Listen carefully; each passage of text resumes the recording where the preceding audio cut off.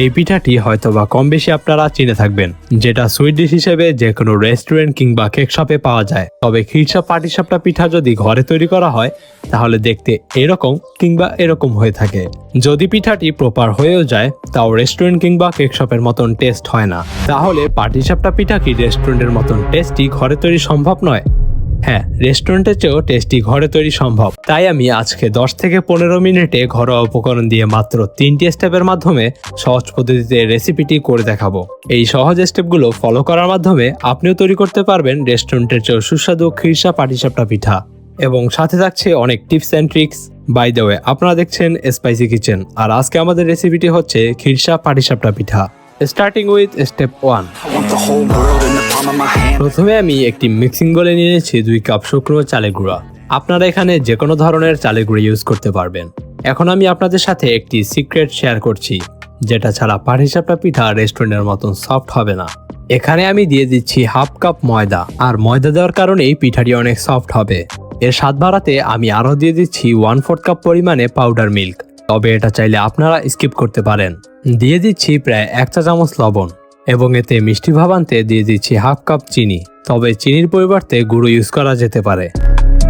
এর পরের ধাপগুলো তো পারফেক্টভাবে ফলো না করলে পিঠাটি সঠিকভাবে তৈরি হবে না। তাই ধাপগুলো কি জানতে স্কিপ না করে শেষ পর্যন্ত দেখুন। পানি ছাড়া ব্যাটার তৈরি অসম্ভব ব্যাপার।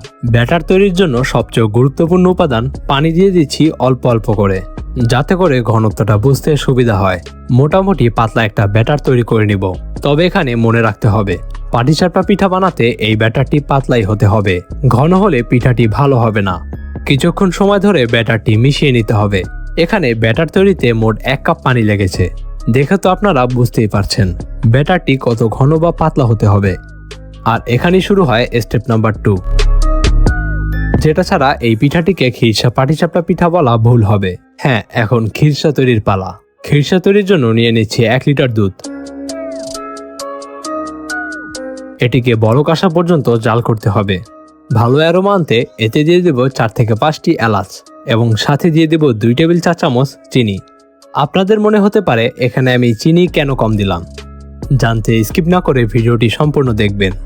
এখন এতে ঘন টেক্সচার আনতে কিছুটা দুধ দিয়ে 2 টেবিল চা চামচ চালের গুঁড়া মিশিয়ে নেব। ভালো রেজাল্ট পেতে 2 থেকে 3 বার অল্প অল্প করে মিশিয়ে নিতে হবে। কিছুক্ষণ পর মিশ্রণটি ঘন হয়ে আসলে দিয়ে দেব 2 টেবিল চা চামচ আখের গুড়। গুড় দেয় এর কালারটা অনেক সুন্দর হবে এবং খেতেও অসাধারণ লাগবে। এই কারণেই আগে দুধে কম চিনি দিয়েছিলাম। আরো কয়েক মিনিট নাড়াচাড়া করার পর ঘন হয়ে আসলে বুঝবেন খিরসাটি পারফেক্টভাবে তৈরি হয়ে গেছে। আর এখনই এটিকে চুলা থেকে সরিয়ে নিব।